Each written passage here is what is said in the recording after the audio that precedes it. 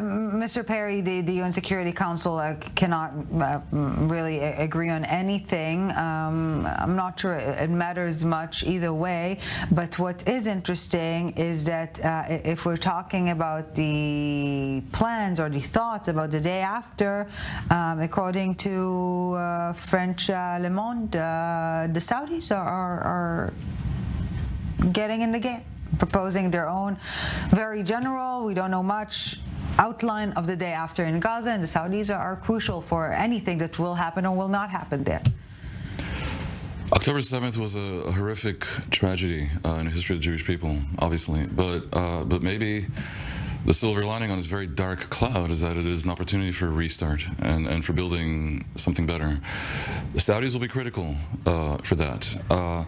Look, both Israelis and the Palestinians, when the anger subsides and when cooler heads prevail, and hopefully Israel has a new government, will have to make some hard choices. Israel will have to once again start talking about a two-state solution. And the people aren't really ready for that, given their fear of a Hamas-like militia taking over the West Bank.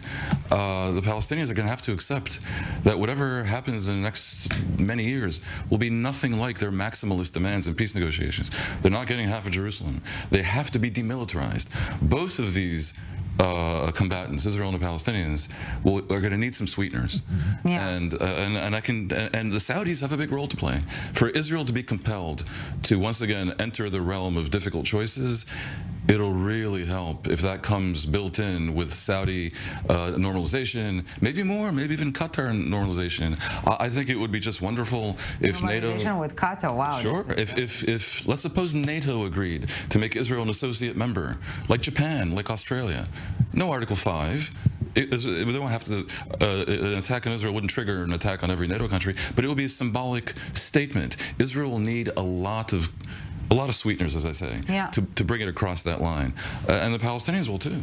To agree to demilitarization, for instance, no more militias. I suspect they'll need a really major Marshall Plan, for one thing, and a declaration from Israel that it's willing to contemplate pulling settlers out of the deepest West Bank, settlers whose presence in that area is expressly and exclusively designed to prevent partition that Israel, that Zionism needs, like oxygen to breathe. Not a singular spoons full of sugar.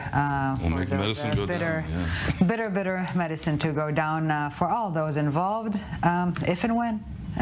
This when seems to be very soon. The if remains intact. Mr. Dan Perry, thank you very much, as always, for joining us. We appreciate your time and your insights, sir.